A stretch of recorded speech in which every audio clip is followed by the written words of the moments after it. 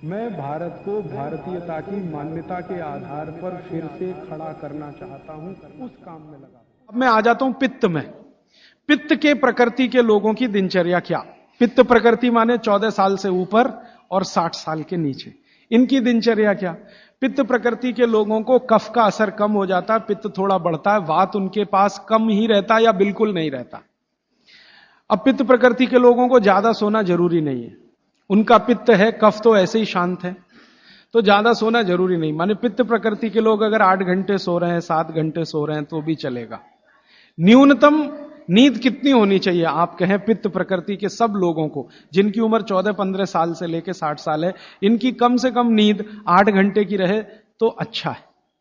लेकिन इससे भी कम रह सकती है क्या? 7 घंटे हो सकती है, लेकिन उसके लिए थोड़ा प्रयास करना पड़ेगा। 6 घंटे भी हो सकती है, 6 से कम नहीं और 8 से ज्यादा नहीं, ऐसे मान लीजिए।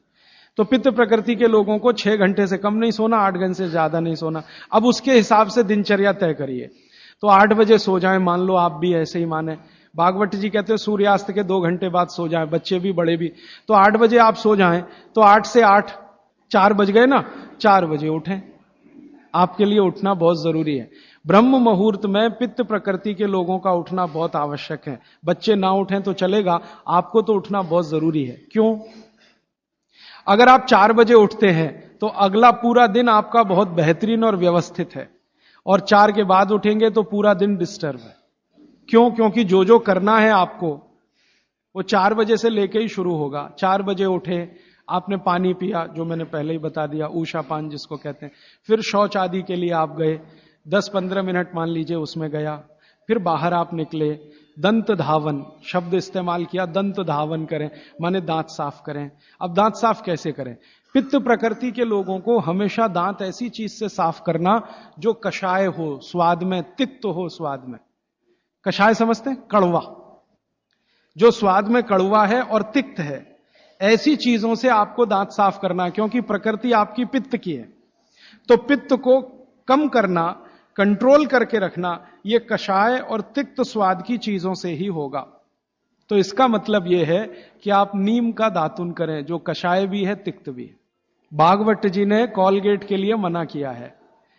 कॉलगेट था ही नहीं तो लिखा भी नहीं है उन्होंने कहा कि आप नीम का दातुन करें।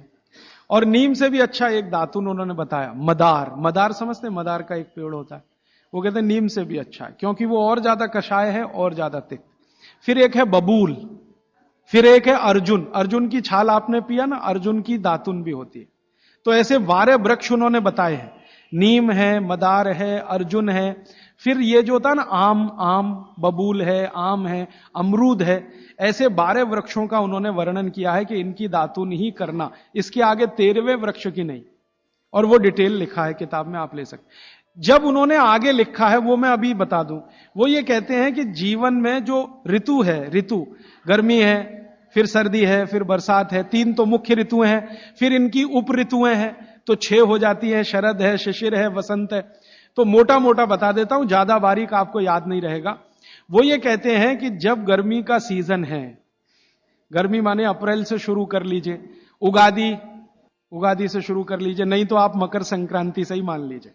तो मकर संक्रांति से लेकर जब तक गर्मी है माने बारिश नहीं होती, तब तक नीम के दातुन की बात कही उन्होंने। तो इसमें चैत्र भी आएगा, वैशाख भी। अब आप पुरानी चीज जरा देखिए कि हमारे बचपन में हमारी दादी कहती थी कि देख चैत्र का महीना लग गया, नीम के पत्ते खा ले तो अगले 1 साल तक बीमार नहीं पड़ेगा। तो वो समय यही आता है जो भागवत जी का कैलकुलेशन। क्यों? ये जो समय है इसमें पित्त को भड़कने से बचाने में सबसे बड़ी मदद ये करेगा नीम। तो नीम का दातुन, नहीं तो बबूल का दातुन, नहीं तो मदार का दातुन, लेकिन गर्मियों में सबसे अच्छा नीम है। दूसरा सबसे अच्छा बबूल है गर्मियों में, और सर्दियों के दिन में सबसे अच्छा दातुन है अमरूद। अमरूद के पेड़ का दातुन सर्दियों में सबसे अच्छा, अमरूद के पेड़ का। और अमरूद के जैसा ही एक और पेड़ होता है, जामुन का भी दातुन करने का नियम बताया है, लेकिन पता नहीं आप तोड़ पाएंगे कि नहीं, लेकिन अमरूद का आसानी से मिल जाएगा। और फिर ज्यादा बारिश के दिनों में जो वो बोलते हैं तो आम का भी कर सकते हैं, अर्जुन का भी कर सकते हैं। और आप बोलेंगे जी पूरी जिंदगी अगर नीम का ही दातुन करें तो कर सकते हैं, 3 महीने लगातार करके थोड़े दिन छोड़ देना, फिर 3 महीने कर लेना। वो थोड़े दिन छोड़ने का नियम ध्यान रखना। तो फिर आप बोले थोड़े दिन छोड़ दिया तो क्या करें, उस दिन दंत मंजन कर लेना। दंत मंजन के लिए वो ये कहते हैं कि आप जिस एरिया में रह रहे हैं वहां का तेल, और जिस क्षेत्र में रह रहे हैं वहां जो उपलब्ध लवण माने नमक, और जिस क्षेत्र में रह रहे हैं वहां की उपलब्ध हल्दी, ये तीनों मिलाकर आप पाउडर बना के दांत पे घिस सकते हैं। ये बहुत अच्छा दंत मंजन उन्होंने माना। दूसरा दंत मंजन उन्होंने बताया है गाय के गोबर को सुखाकर जलाएं, उसकी जो राखी है उसमें थोड़ा कपूर मिला दें, थोड़ा सेंधा नमक मिला दें, बहुत अच्छा दंत मंजन। तीसरा वो कहते हैं कि जो त्रिफला चूर्ण, मैंने बार बार आपको बोला त्रिफला चूर्ण है, तो इसको बारीक पीसें। दंत मंजन के लिए बारीक पीसना और खाने के लिए मोटा पीसना। तो बारीक त्रिफला चूर्ण, थोड़ा सेंधा नमक, बस मिला के दांत पे घिसें, तो ये दंत मंजन। ऐसे 8-10 तरह के दंत मंजन है, 12 किस्म की दातुन है। तो आप ये जरूर करें। माने टूथपेस्ट बंद करें। अब क्यों करें टूथपेस्ट बंद? भागवत जी और आधुनिक विज्ञान को जरा जोड़ता हूं। आप पित्त के असर में हैं, जान लीजिए। सुबह सोकर उठेंगे तो मुंह में पित्त ही भरा हुआ है, लार जिसको आप कह रहे हैं। अब ये असर ज्यादा है तो इसको कंट्रोल रखना है आपको, तो इसलिए कहा ये दातुन अच्छी है। लेकिन अगर आप ब्रश कर रहे हैं, पेस्ट कर रहे हैं, तो क्या है उसमें? चीनी है, चीनी है ना, शुगर है। अब वो सैकरीन के रूप में है या किसी भी रूप में शुगर है, और शुगर और पित्त का झगड़ा है। तो सुबह उठते ही अगर आप पेस्ट कर रहे हैं जो मीठा है, तो सर्वनाश है। मीठा ब्रश माने मीठा पेस्ट पित्त में मिलाएं तो पित्त को तो बिल्कुल खराब करेगा ही, और मुंह को भी खराब करेगा। क्योंकि सुबह का मुंह आपका मीठे के असर में आया, मीठे के असर में, तो 101% चांसेस हैं कि आपके दांत खराब होना जल्दी शुरू हो। और मेरा ऑब्जर्वेशन है कि जो ज्यादा पेस्ट कर रहे हैं उन्हीं के दांतों में कीड़े सबसे ज्यादा लग रहे हैं। कीड़े लगना माने दांत खराब होना। आप बंद करिए, ये अच्छा नहीं। विज्ञान के हिसाब से बहुत खराब, और धर्म के हिसाब से तो और भी खराब है। मैं कई बार यहां बोल के गया हूं, सभी कॉलगेट, क्लोजअप, पेप्सोडेंट जैसे टूथपेस्ट मरे हुए जानवरों की हड्डियों से बन रहे हैं। जैसे कॉलगेट बन रहा है मरे हुए सुअर की हड्डियों से। ये प्रयोगशाला में प्रयोग करके हम प्रमाणित करने के बाद बोल रहे हैं आपसे, क्योंकि मैं जानता हूं सामने वाली कंपनी मेरे खिलाफ केस कर सकती है। फिर भी मैं बोल रहा हूं कि कॉलगेट बन रहा है मरे हुए सुअर की हड्डियों से, पेप्सोडेंट बन रहा है मरी हुई गाय की हड्डियों से, क्लोजअप और फॉरहंस बन रहे हैं बकरी और बकरे की हड्डियों से।